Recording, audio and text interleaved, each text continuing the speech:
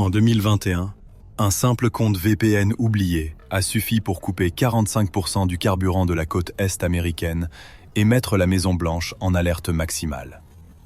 Comment une faille aussi basique a-t-elle pu paralyser l'une des infrastructures les plus critiques des États-Unis? Dans le vaste théâtre des États-Unis, au cœur du XXe siècle finissant, une artère d'acier naît et s'étire. Nous sommes en 1962. Dans un pays qui consomme le pétrole comme d'autres l'air ou la lumière, une compagnie se dresse, discrète et colossale. Colonial Pipeline Company. Société privée, siège à Alpharetta, en Géorgie. Sans armes, sans drapeau, mais avec un pouvoir plus lourd que le fer. Celui de faire circuler le carburant qui meut une civilisation.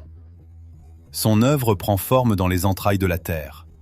Un réseau de près de 8850 km, 5500 miles d'oléoducs principaux, serpentant depuis Houston, Texas, jusqu'aux rives du New Jersey. Lignes invisibles, enterrées sous les champs, les marécages, les forêts, les banlieues.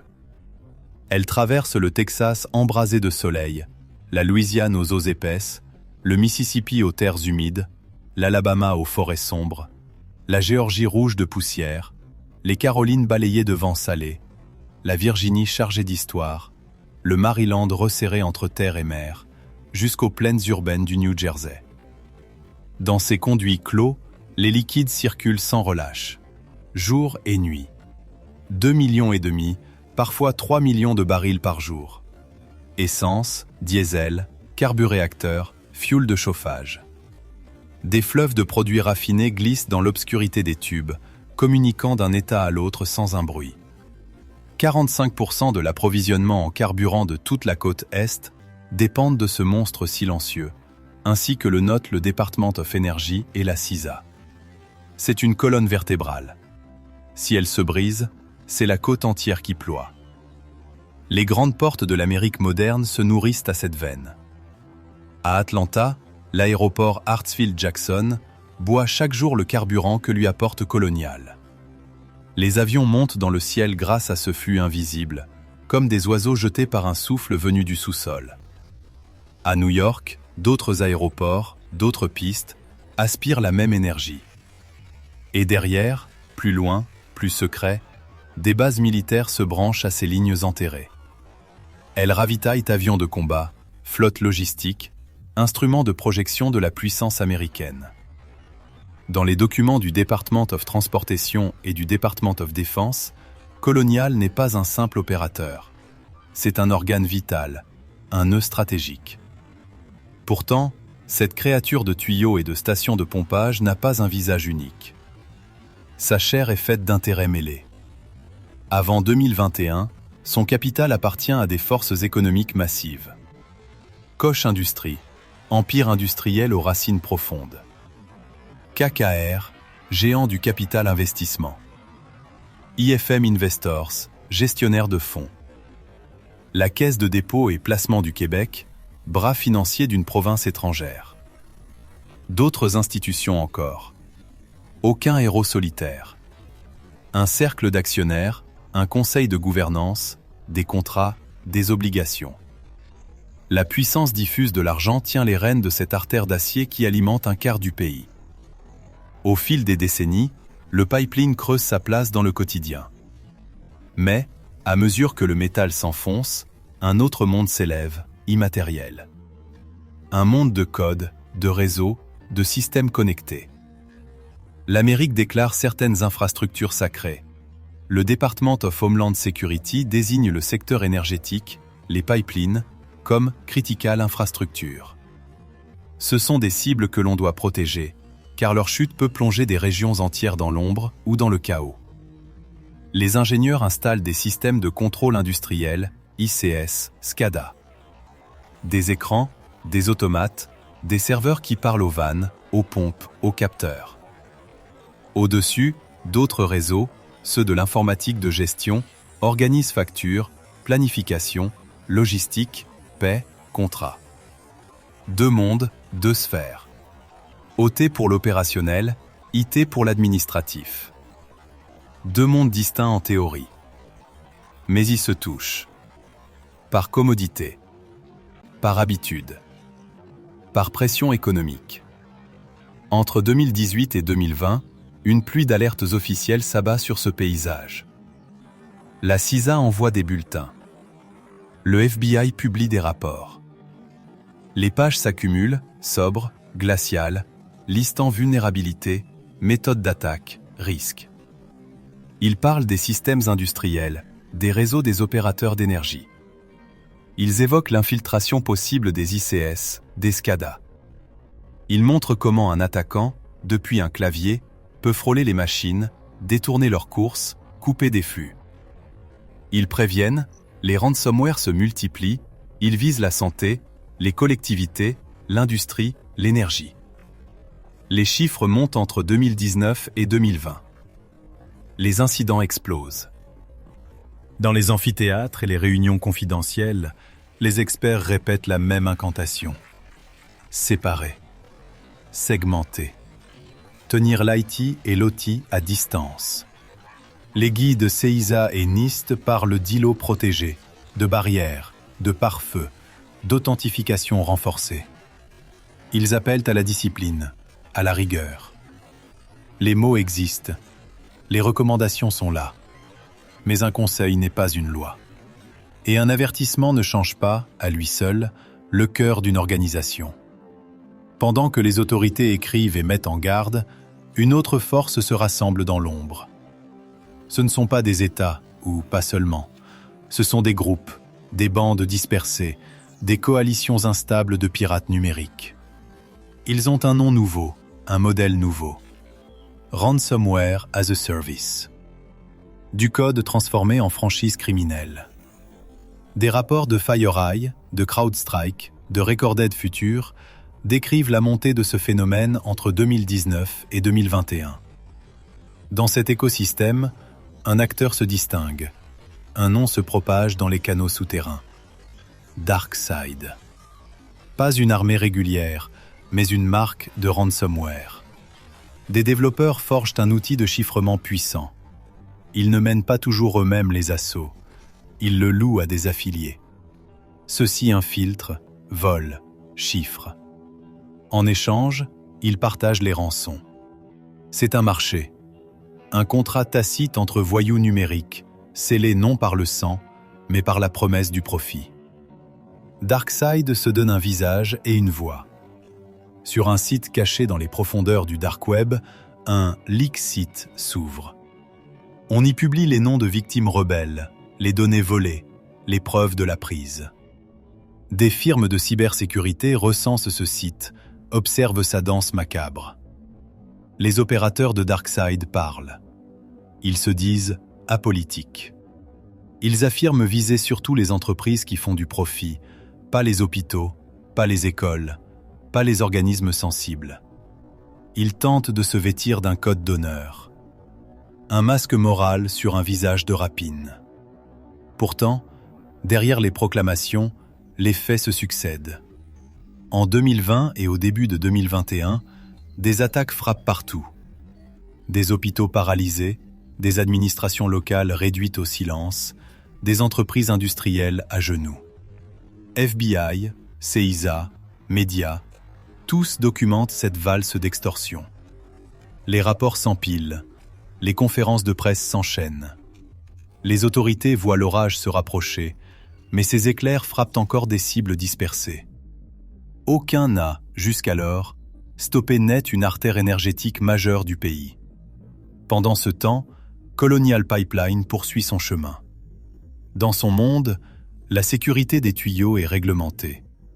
La Pipeline and Hazardous Materials Safety Administration, la PHMSA, veille sur les aspects physiques, industriels. Pression des conduites, intégrité du métal, risque d'explosion, de fuite, de catastrophe environnementale. Les textes sont précis, contraignants, anciens.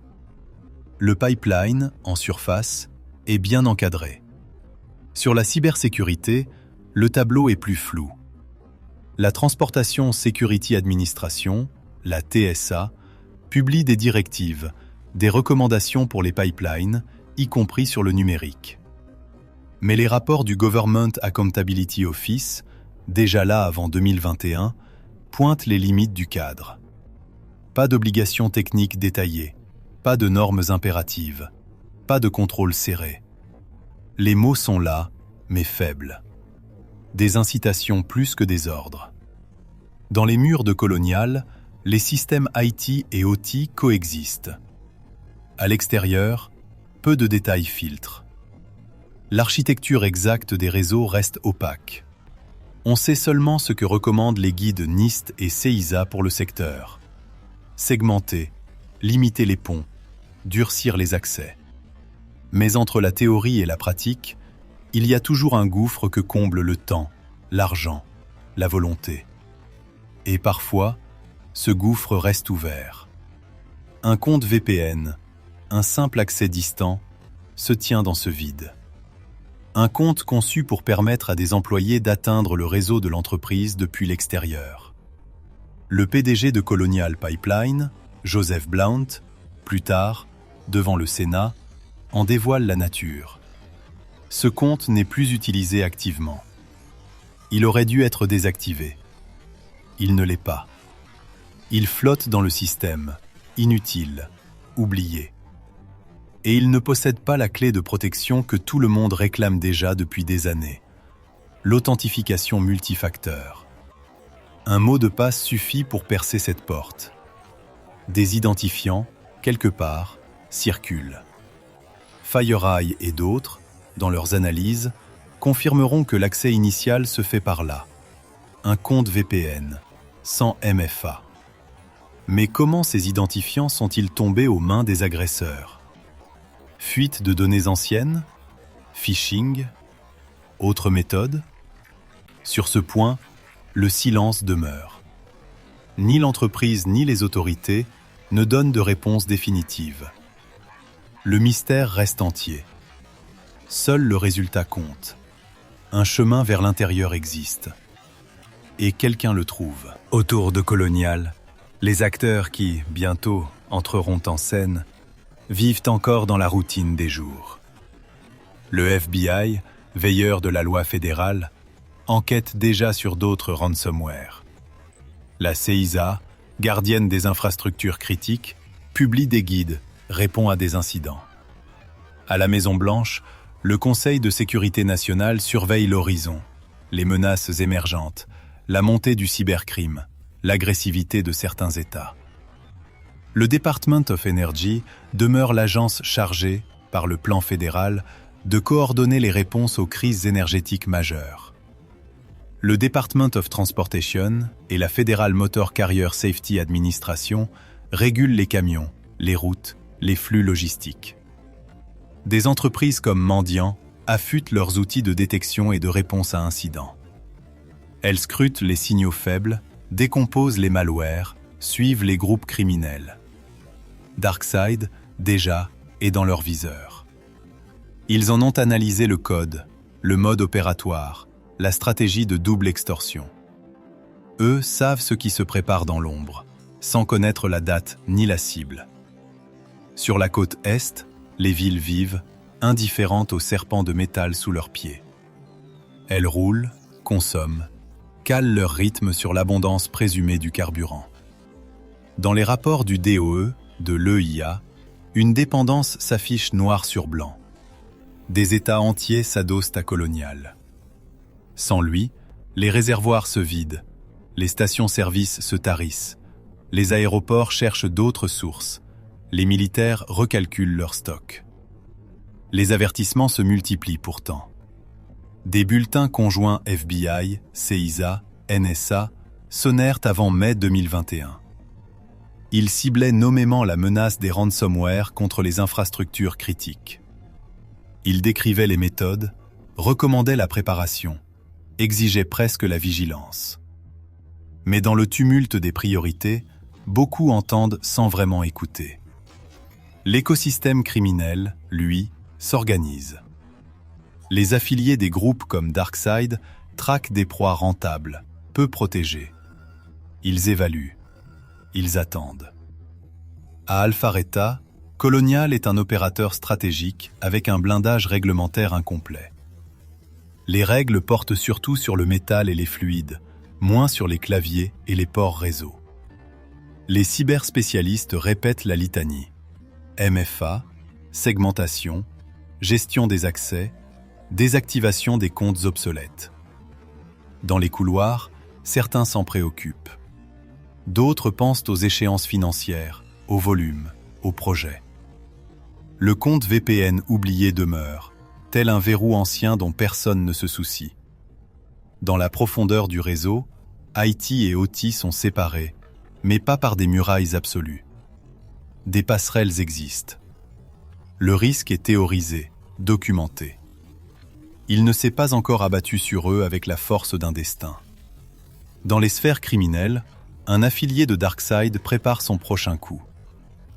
Il sait que ses maîtres lui fourniront le code, l'infrastructure de paiement, le site de fuite. À lui de trouver la brèche, la victime de choix. Les rapports publics lui montrent que les ransomware ont déjà frappé des hôpitaux, des administrations, des usines. Il sait qu'un pipeline, s'il tombe, ferait du bruit. Mais il voit aussi l'argent possible, l'effet de levier d'un tel choc. Ainsi, à la veille de l'attaque, tout est en place. Colonial, colonne vertébrale de la côte Est, avance, sûr de son rôle, moins sûr de ses défenses. Les autorités ont prévenu, sans imposer. Les criminels se sont organisés, sans être interrompus. Un unique accès VPN, non désactivé, sans MFA, demeure comme un fil lâche dépassant d'une armure. Le métal dort sous la terre. Les stations de pompage ronronnent. Les écrans dans les salles de contrôle affichent des courbes, des chiffres stables. Le carburant coule dans les tuyaux comme un fleuve docile. Personne, cette nuit-là, n'entend encore les touches frapper dans l'ombre, quelque part sur la surface de la Terre, à des milliers de kilomètres peut-être. Personne ne sait qu'un mot de passe compromis ouvre une porte. Dans ce silence apparent, le destin respire. Un clic va suffire pour transformer une vulnérabilité négligée en crise nationale. L'artère d'acier, qui n'a jamais cessé de battre depuis des décennies, s'apprête à connaître, pour la première fois, l'arrêt brutal que nul, jusqu'ici, n'a vraiment envisagé.